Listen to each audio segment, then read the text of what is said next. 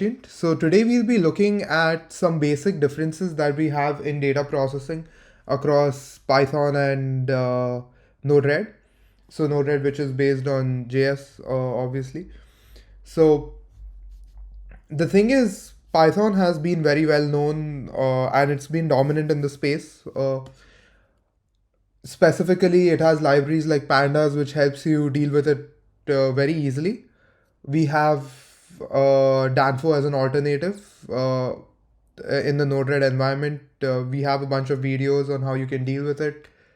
But the thing is, so Node-RED has a bunch of capabilities with its connectors and its ease of use, which makes it very hard to get away from it. So over here, we'll be looking at some basic differences between Pandas and Danfo and how we can really bridge the gap between the two so that our data processing solution can be more usable.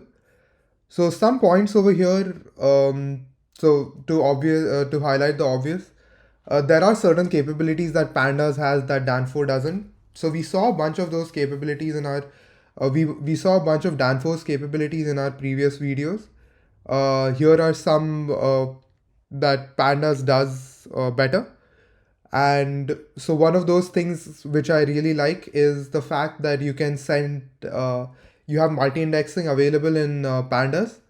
So your data set can be indexed across two different columns. And so this is an example for it essentially, where you have A and B being set as the index. In Danfo, as of now, you can use only one layer. So this really helps you deal with high dimensional data, and it can help you work with very challenging data sets very easily. The other thing is just working with time series data overall in Pandas. Pandas is a bunch of functions which allows you to do the same. This is just an easy example in that.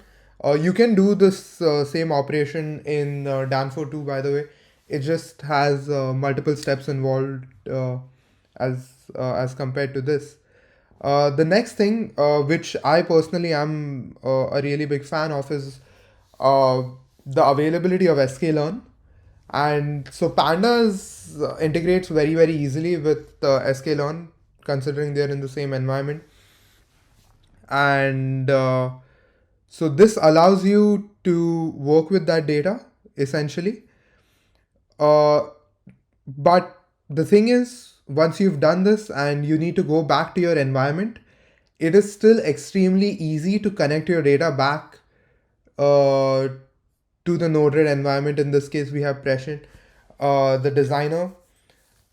One of the easiest ways you can do that, I mean, of course, you can use API calls or so, or just have a direct fetch setup. In this case, what we are doing is we are just pushing some of that data as a CSV into one of the S3s, and then we are pulling it as an S3 on Node-RED. And yeah, so we obviously have some of the process data. You can take data from your S3 and convert it into a CSV. We have a bunch of videos on that. You can take a look at that. And then on the Danfo end, you just essentially need to ingest it. On the designer, so Danfo is a readily available package. So all you have to do is a global get over that to start operating over that instance of that particular packet. And once you have that, working with it is incredibly simple. So in this case, like we had that data frame uploaded, we have the means calculated over here, and that's it. So essentially what I'm trying to say over here is it's not really an or question because Pandas is great at a bunch of things. So is Node-RED. You can just have the portion of data processing that you need, which is very specific. If you need these capabilities specifically from Pandas over here, have it processed here, and you can send it back to our environment and just use the data from the same. So we'll have a follow-up video on this too, on some of the capabilities of Pandas versus Danfo. I hope this has been helpful to not make it an or question, but just to use the two side by side. Thank you.